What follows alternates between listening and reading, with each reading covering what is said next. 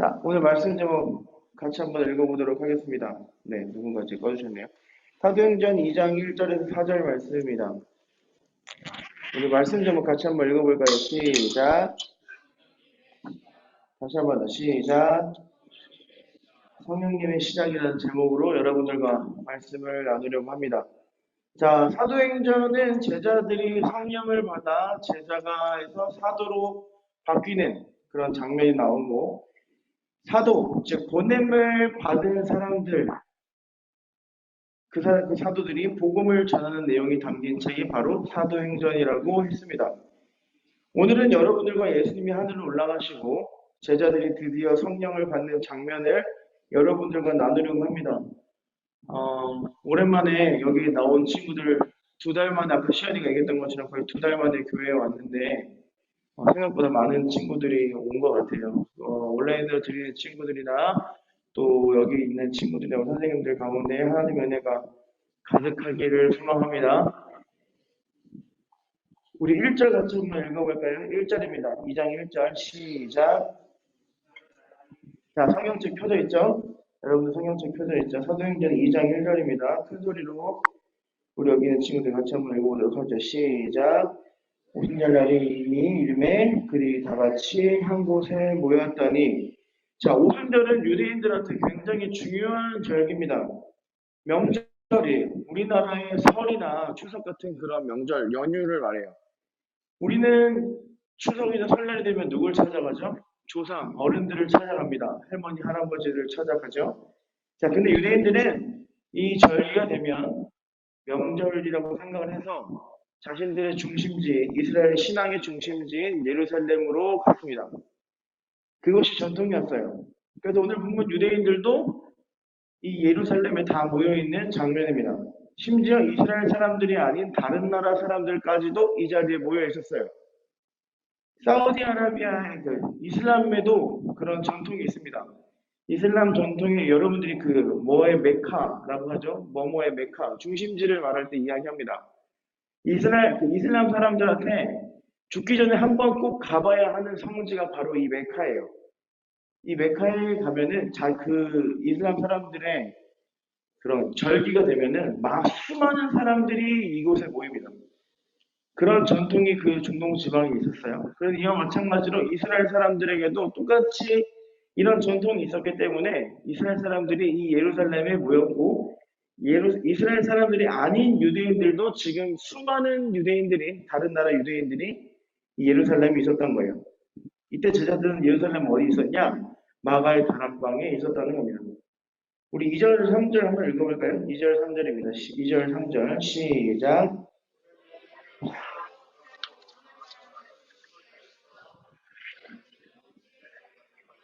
마치 불의 혀처럼 갈라지는 것들이 그들에게 보여 각 사람 위에 하나씩 임하여 있더니.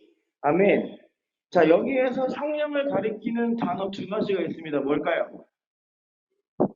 불, 바람. 정답일까요? 다른 의견 있으신 분? 성령님을 가리키는 2가지 단어가 있는데 다른 의견 있으신 분? 누가 고를까요? 성경책을 봐야 알 수 있습니다. 다니야, 혹시 다른 의견을 가지고 있니? 아니요? 없어요? 주희야, 다른 의견 있니 혹시? 자, 우리가 성경을 잘 읽어야 됩니다. 호련히 하늘로부터 급하고 강한 바람 같은 소리, 바람이 아니라 바람 같은 소리가 성령님입니다. 여기서 이 바람 같은 소리가 뭘 뜻하냐면, 이 소리가 어디에 등장하냐면요. 이 소리를 원어로 봤을 때 이 소리가 어디에 등장하냐면,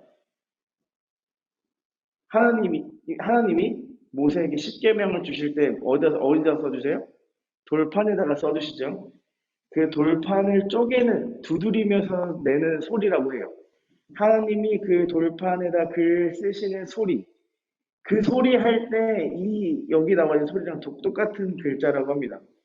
자, 그럼 무슨 말이냐면 강한 바람 같은 소리는 말씀을 뜻하는 거예요. 하나님이 직접 주신 말씀, 성령님을 통해서 직접 주신 말씀이 강한 바람 같은 소리인 거예요. 자, 그리고 아까 불의 혀 말씀하셨죠? 불의 혀는 강력한 성령의 임재를 이야기할 때 성경에서 불이라는 단어를 자주 사용합니다. 뭐 떨기나무, 타지 않는 떨기나무 같은 그런 것을 볼 때 이렇게 불이라는 하나님의 임재의 방편을 쓴다는 거죠. 자, 정리하면 성령님께서 강하고 급한 바람 같은 소리와 불의 혀 같은 그런 형상으로 제자들에게 임하셨다는 겁니다. 그래서 성령 받았다는 증거가 뭐냐면 내 안에 말씀이 있냐는 거예요. 아까 그 강하고 급한 바람 같은 소리, 그 말씀이 내 안에 있는지, 그리고 내 안에 하나님의 그 불 같은 뜨거운 임재가 있는지, 그게 내가 성령을 받았는지 알 수 있는 방법이라는 거예요. 그래서 그 하나님이 내 안에 계셔서 내가 하나님을 주님이라고 고백할 수 있는지, 그게 바로 성령을 받은 사람들의 증거라는 겁니다. 자, 어렵습니다. 오늘 말씀. 집중해서 들어봅시다. 우리 1절, 3절을 저는 다시 한 번 더 요약을 할게요. 성령 받은 사람은 그 소리가 들리기 때문에 말씀을 읽을 수 있는 거예요. 성령 받은 사람은 불의 혀가 임했기 때문에 그 사람이 하나님의 임재를 강력히 느낄 수 있다는 겁니다. 사랑하는 여러분, 여러분들도 여러분들의 삶 가운데 하나님의 임재와 하나님의 말씀이 가득하기를 소망합니다. 여러분 안에 말씀이 살아 숨쉬기를 소망합니다. 자, 그리고 4절도 읽어볼까요? 4절입니다. 시작. 그들이 다 성령의 충만함을 받고 성령이 말하게 하심을 따라 다른 언어들로 말하기를 시작하니라. 자, 그들이 성령 받았더니 어떻게 했어요? 성령 충만해졌고 성령님이 말하게 하셔서 다른 나라의 언어로 말하기 시작했어요. 자, 여러분 중에 프랑스어 말할 수 있는 사람, 공주로 말고, 공주는 누구나 할 수 있는 거고, 프랑스어를 마음대로 구사할 수 있는 사람 있을까요? 아프리카어 말할 수 있는 사람, 배우지 않고 유창하게 한다는 건 그곳에 태어나지 않는 이상 불가능합니다. 배우지 않고 그 나라의 언어를 완벽히 구사한다는 건 불가능해요. 그런데 그 불가능한 일이 어디 일어나냐면 오늘 이 오순절 마가의 다락방에서 일어났다는 겁니다. 성령을 받은 사람들이 갑자기 다른 나라 말로 말을 하기 시작했어요. 이것을 누가 증언하냐면 뒤에 나오는 것처럼 오순절이라 예루살렘에 다른 나라 사람들이 많이 왔다고 했죠. 다른 나라 유대인들이 많이 왔다고 했어요. 그런데 이 사람들이 이 마가의 다락방에서 제자들이 말하는 소리가 들리기 시작하는 거예요. 안 들려야 정상인데 이 제자들이 갈릴리 사람들이기 때문에 절대 외국말을 그 이방인의 말을 할 수가 없었어요. 배운 적이 없었기 때문에. 그런데 자기 나라의 언어로 들리기 시작하는 거예요. 얼마나 놀랐을까요? 우리 7절도 한번 읽어볼까요? 7절에 보면은 다 놀라 신기하게 여겨이르되 보라 이 말하는 사람들이 갈릴리 사람들이 아니냐라고 했어요. 자, 갈릴리 사람이 아니냐라고 성경에 되게 그럴싸하게 나와 있는데 이 구절은 놀리는 거예요. 조롱하는 소리입니다. 야, 너네 갈릴리 사람이잖아. 갈릴리 사람들이 어떤 사람들이었냐면 이 후두가 짧아서 후두음을 제대로 내지 못하는 사람들이 그런 사람들이었대요. 이 히브리 말 중에 어떤 말이냐면 이런 발음이 되게 많아요. 뭐 여호 뭐 이제 제호 호 이게 이런 발음들이 되게 많기 때문에 이 발음을 못하는 거예요. 제대로. 그러니까 이스라엘 사람들이 봤을 때 예루살렘이 그 수도에 있는 사람들이 봤을 때 갈릴리의 사람들은 발음도 제대로 못하는 촌놈들이었던 거예요. 그게 조롱하던 소리였어요. 항상 놀림을 받았던 사람인데 그런데 이렇게 보잘것없고 매일 놀림을 당하던 사람을 하나님께서 사용하셨다고요. 갈릴리 제자들을 사용하시려고 오늘 이 사건을 주신 거예요. 이 사건을 통해서 누굴 보여주신 거냐면 성령님을 보여주신 거예요. 제자들에게 너희가 가야 할 곳의 언어를 통해서 보여주신 거예요. 너희가 갈 곳은 지금 너가 말하고 있는 그곳이다. 너가 말하고 있는 그 언어를 사용하고 있는 곳이 너가 가야 할 곳이다. 라고 말씀을 해주시는 거예요. 자, 실제로 여러분들이 잘 모르시는 분들이 있겠지만 스카프라는 그 다윗의 장막이라는 그 사역 단체 목사님이 계세요. 그 목사님이 이분은 한국에 대해서 아예 모른 채 살아가고 계시다가 교회에서 기도를 하고 계셨는데 갑자기 기도원 옆에 사람이 툭툭 치면서 당신이 말하고 있는 그 기도의 언어는 한국말입니다. 한국이 어디입니까? 한국이 저쪽에 있는 나라입니다. 그래서 그 스카프라드 목사님이 그때부터 한국에 대해서 알아보기 시작하시고 한국에 들어와서 사역을 하셨어요. 그분 지금도 한국말 잘 못했습니다. 그런데 그분은 기도하면서 그 한국어에 대해서 방언을 받으시고 그 방언을 가지고 한국에 오셔서 열심히 사역을 하셨어요. 그래서 대한민국의 우리나라의 찬양과 예배에 많은 영향력을 끼치셨습니다. 실제로 일어나고 있는 일이에요. 지금 이 성경책에 나오는 이 이야기가 허구 같은 이야기가 아니라 실제로 지금도 일어나고 있는 이야기라는 거예요. 사랑하는 여러분, 오늘 말씀을 다시 한 번 더 정리를 해봅시다. 예수님이 십자가에서 죽으시고 3일 만에 부활하셨어요. 그리고 40일 동안 제자들과 함께 하시고 올라가셨습니다. 그래서 그 자리를 예수님이 우리와 영원히 함께 하셔야겠다고 말씀하셨는데 그 영원히 함께 하시겠다고 하셨던 그 자리를 올라가신 예수님을 대신해서 성령님이 대신한다는 거예요. 그래서 그 성령님이 오셨던 그 사건이 오순절 마가의 다락방이었다는 겁니다. 제자들이 함께 모여 있었어요. 그곳에 함께 모여서 오순절에 강하고 급한 바람 같은 소리, 불의 혀로 성령을 받았습니다. 자, 성령을 받았더니 어떻게 했다고요? 제자들이 자기의 말이 아닌 다른 말로, 다른 나라의 말로 말을 하기 시작했어요. 자, 여기까지 이해가 됐죠? 자, 그러면 여기서 문제. 왜 하나님은 다른 나라 언어를 주셨다고요?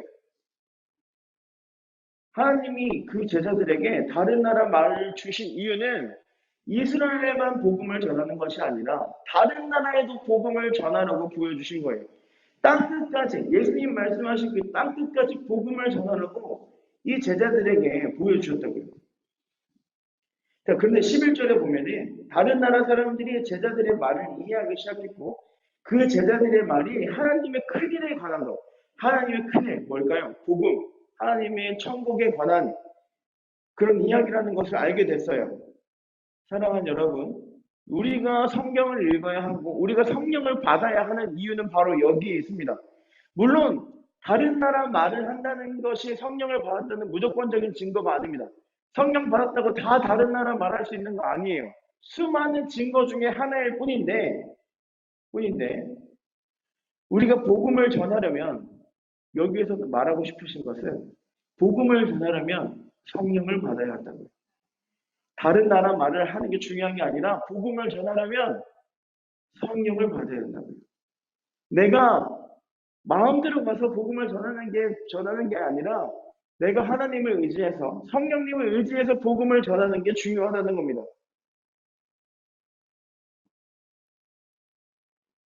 하나님의 명령을 지키기 위해서 하나님의 증인이 되기 위해서 우리는 성령을 받아서 복음을 전해야 한다는 거예요. 자, 그럼 어떻게 성령을 받아야 할까요? 성령 받을 수 있는 방법. 하나님 저에게 성령을 부어주시옵소서 하면 임하나요? 하나님 저에게 성령을 제발 나에게 성령을 주시옵소서. 물론 그렇게 간절한 사람에게 하나님 주시기도 하시지만 하나님은 성령을 선물로 주신 거예요. 아무 대가도 없이 제자들에게 아무 보잘것없던 갈릴리 사람이라고 조롱받던 그 사람들에게 하나님이 은혜로 선물로 주신 거예요. 아무 값 없이. 하나님이 택하신 사람에게 주시는 값없는 선물이에요. 나에게 주시옵소서 해야 주시는 게 아니라 내가 그렇게 하지 않아도 하나님이 은혜로 나를 이끌어 주신다고요. 물론 우리는 구해야 하겠죠. 자, 그럼 이제 또 문제가 하나 생기는 게 내가 어떻게 성령 받았는지 알 수 있을까요? 저는 전도도 안 하고, 저는 말씀도 제대로 안 읽고, 저는 기도도 제대로 안 하고, 저는 예배만 드리고 그냥 집에 가는 그냥 평범한 기독교인인데요. 제가 성령 받았는지 안 받았는지 어떻게 알 수 있을까요? 고린도 12장 3절 한번 볼까요? 고린도전서 12장 3절입니다.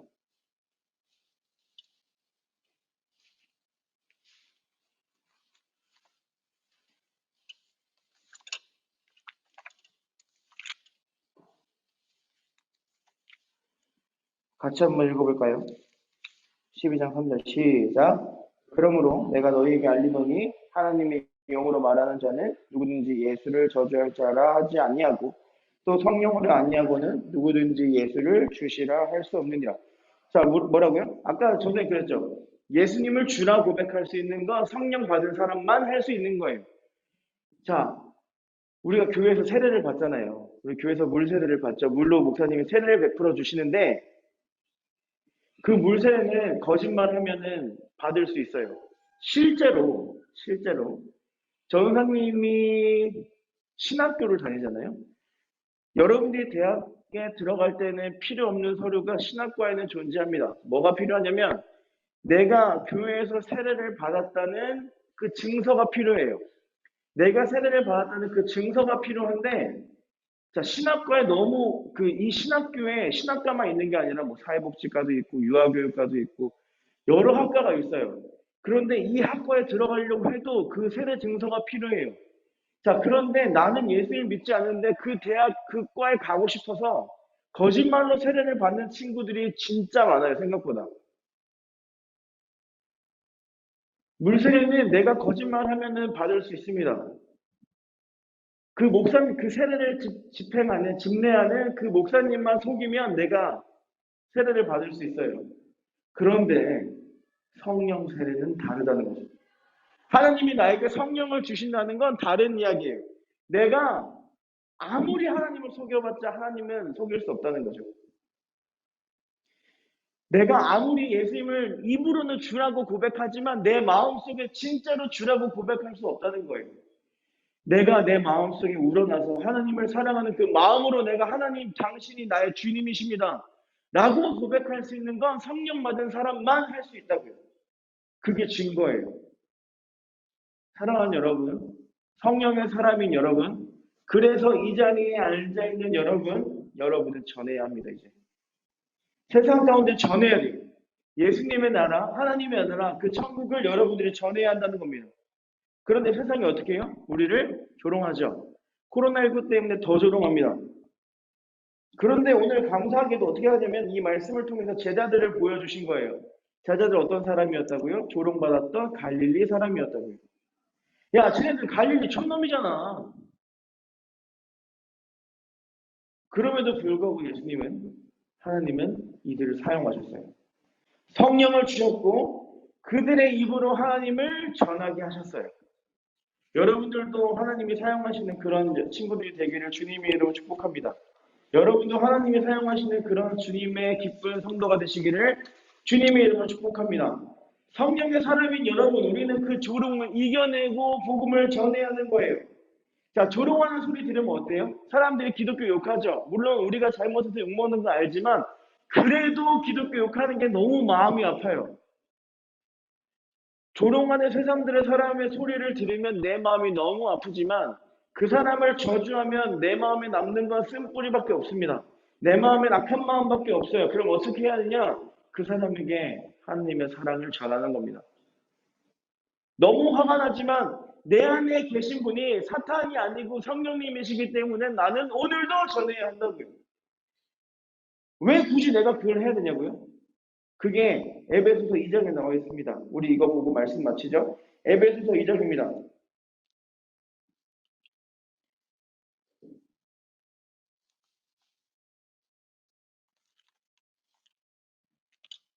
에베소서 2장 20절에서 22절입니다.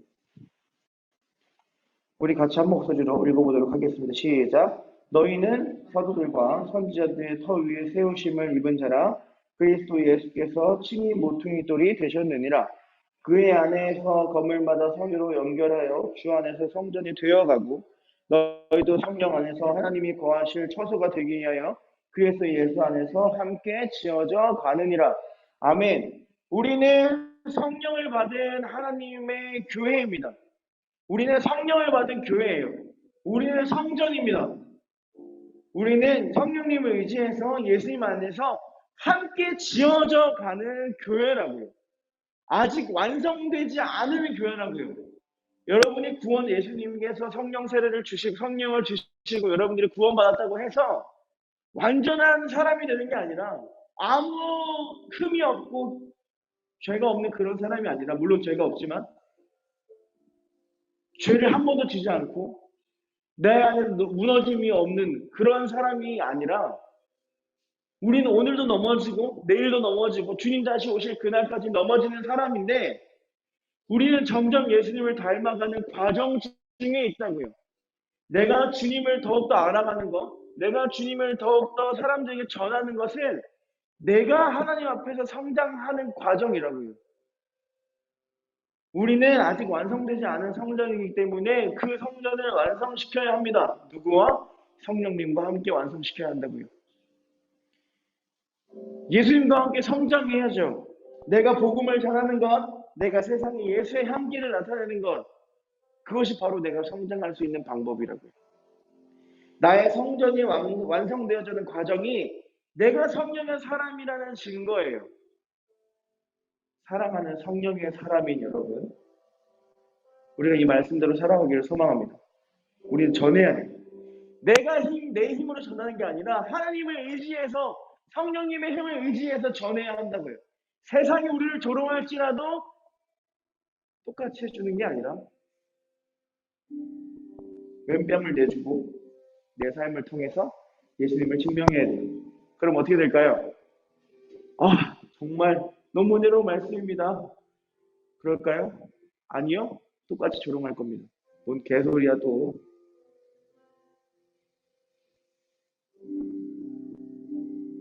선생님 개소리라고 표현해서 마음 아파하는 친구도 있겠지만, 실제로 더한 소리도 들었습니다. 전사님은.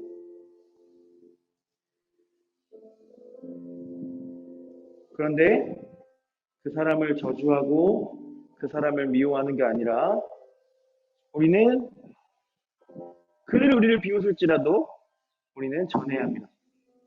내 행동을 통해서 증명해야 되고 내 삶을 통해 예수님을 자랑해야 되는 거예요. 그게 성령 받은 우리가 해야 할 일입니다. 그렇게 성령 받은 대로 살아가는 여러분들이 되길 소망합니다. 세상과 싸우지 말고 세상을 품는 여러분들이 되길 소망합니다. 세상을 등지는 것이 아니라 세상을 끌어안고 예수님의 사랑으로 품어주는 여러분들이 되길 소망합니다. 세상 가운데서 성령 받은 대로 예수를 증거하며 살아가는 여러분들이 소망합니다. 그때 여러분들의 성전이 완성될 것이고, 그때 예수님 이 땅 가운데 다시 오실 줄 믿습니다. 이 믿음대로 살아가는 여러분들이 되길 주님의 이름으로 축복합니다. 여러분들의 믿음이 세상 가운데 성령님과 함께 의지하며 나아가는 참된 믿음이 되기를 주님의 이름으로 축복합니다. 기도하겠습니다. 하나님, 우리에게 성령을 주신 주님, 우리가 성령을 어떻게 받았는지, 내가 정말 성령을 받은 사람인지 헷갈릴 때가 너무나도 많습니다. 주님, 하지만 주님, 나를 이 성장교회로 불러주시고 나에게 말씀과 기도가 들리는, 말할 수 있는 그런 눈과 입과 귀를 주셨으니, 주님, 내가 이 믿음을 가지고 세상 가운데서 담대하게 복음을 전하고 예수를 자랑하고 예수의 향기를 뿜어내는 그런 귀한 사람이 될 수 있도록 주님 인도하여 주시옵소서. 세상이 우리를 조롱할지라도, 세상이 우리를 핍박할지라도 똑같이 핍박하고 똑같이 욕하고 똑같이 저주하고 똑같이 적대하는 것이 아니라, 우리는 그들을 품고 예수님처럼 낮은 모습으로, 예수님처럼 그들을 섬기며 사랑하는 그런 마음으로 내가 살아갈 수 있도록 성령님, 우리의 마음과 우리 행동을 인도하여 주시옵소서. 주님 다시 오시는 그날까지 우리가 그 사명 붙들고 나아가길 소망합니다. 주님 다시 오시는 그날까지 우리가 그 주님 앞에 엎드리기를 소망합니다. 주님, 우리의 삶의 주인 되신 주님, 우리를 인도하여 주시옵소서. 우리가 그 주님 앞에 서서 주님께 안기는 그날까지 최선을 다해 주님을 찬양하는 예배자로 설 수 있도록 주님 인도하여 주시옵소서. 지금도 우리의 모든 삶 가운데 함께 하실 줄 믿사오며 예수님 이름으로 기도하옵나이다. 아멘.